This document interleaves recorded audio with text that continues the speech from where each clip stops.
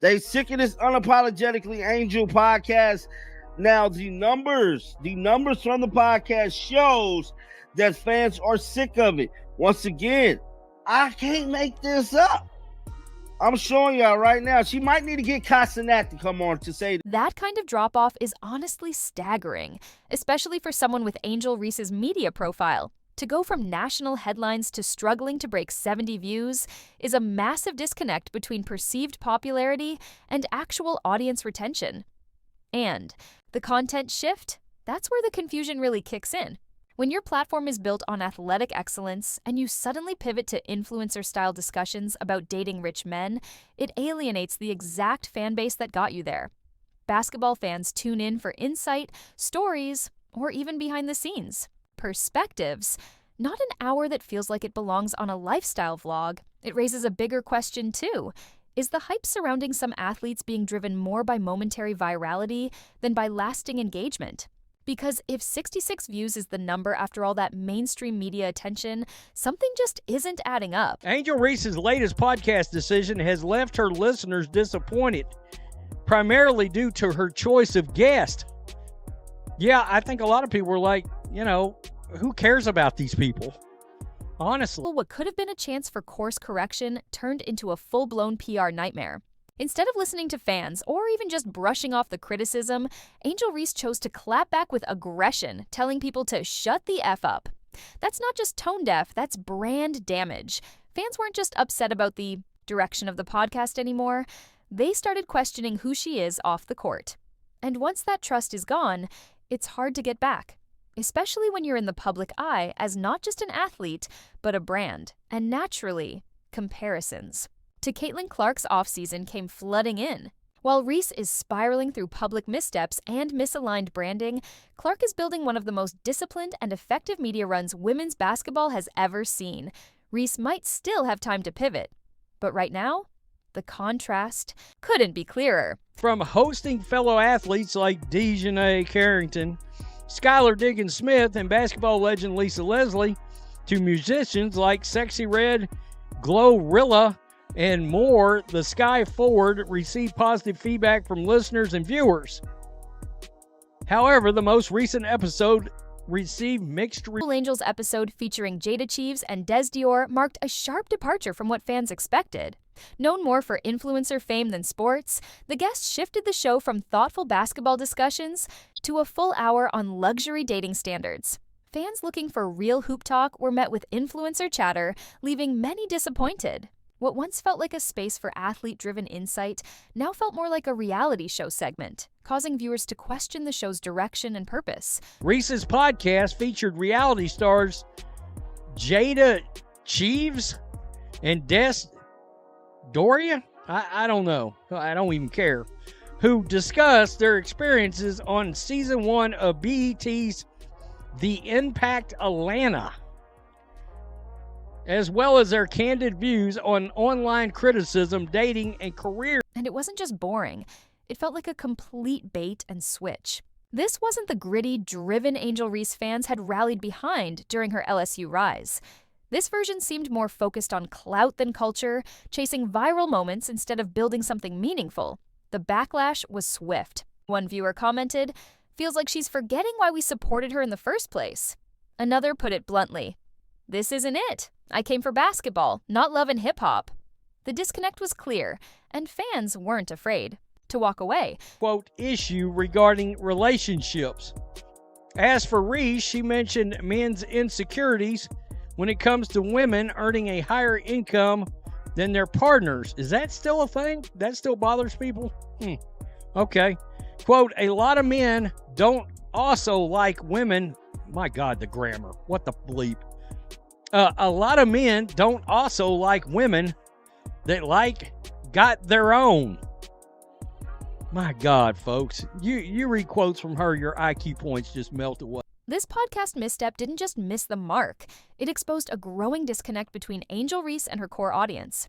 She seemed to assume her supporters would follow her anywhere, but they didn't. What they saw was a player drifting from the game that earned their loyalty, trading her trailblazing hooper identity for influencer aesthetics. The reaction? Sharp. Disappointment. It wasn't just a bad episode, It felt like betrayal. To many, it looked like one of women's basketball's brightest stars was turning her back on the very thing that made her matter. Following the interview, fans expressed their dismay over the responses they gave about money and relationships, feeling it overshadowed other important topics. Quote, "They said a lot of nothing." The responses are dumb. And the numbers? Brutal. This was a podcast that once had the full backing of Shaquille O'Neal's media empire, big production value, high-profile guests, and serious momentum. But now, some episodes are barely scraping 70 views. Not a one-off dip, a trend. The buzz that once made Angel Reese's show a rising platform has faded into awkward silence. The comments dried up, the excitement vanished, and the unsubscribe count quietly ticked upward. What was once a promising media extension of her brand has turned into a cautionary tale. Another person added, quote, "This is like the one podcast where 3 kids judge food they haven't eaten, laugh out loud." The same goes for a commenter who said, "Losing brain cells listening to this podcast."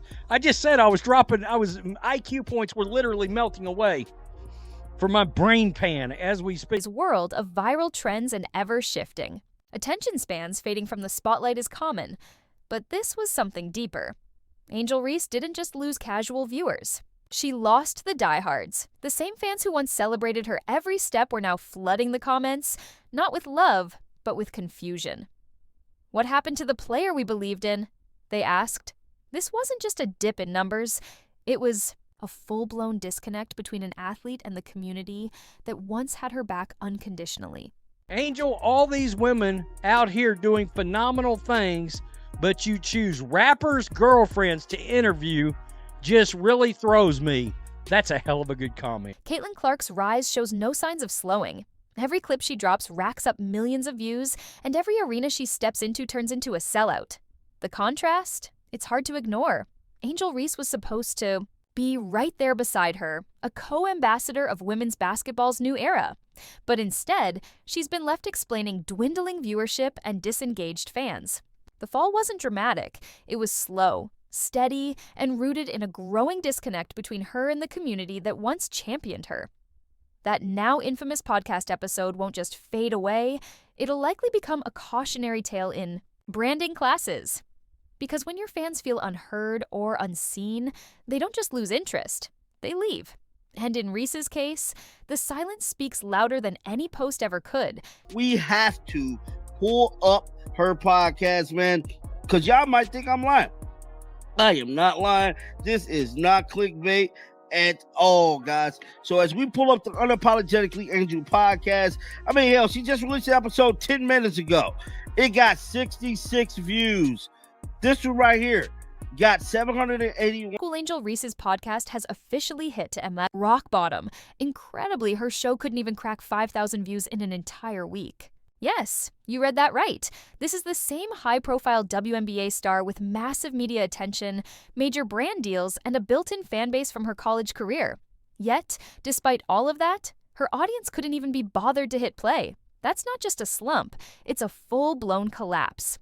It's a stark reminder that fan engagement is earned, not given. And once trust erodes, the numbers speak for themselves. People ain't feeling them, bruh. I mean, damn. I mean, Angel Reese haven't got over 5,000 views in over a week, dog. What makes it even worse is how fast it happened. This wasn't a slow fade or gradual disinterest. It was a full-blown nosedive. Her analytics looked like a blocked shot that never left the paint. One moment, she had a consistent, if modest, base of loyal listeners. Then almost overnight, it all vanished. And the timing wasn't subtle either. The moment she released that now infamous episode, packed with tone-deaf commentary and reality TV fluff, the bottom dropped out. The disconnect with her audience was instantaneous, and the fans who once followed her closely were quick to turn away. It's a prime example of how a single misstep can derail what took years to build. And it seemed like everything went downhill after this interview, bruh. I can't even lie. But it's looking like it's been going downhill since before this damn interview. I can't even lie to you. It's looking like Kennedy Carter might be, DJ Carrington might be her biggest. The fallout was immediate and brutal. Analysts estimate her viewership plunged by over 90% practically overnight. That's unheard of.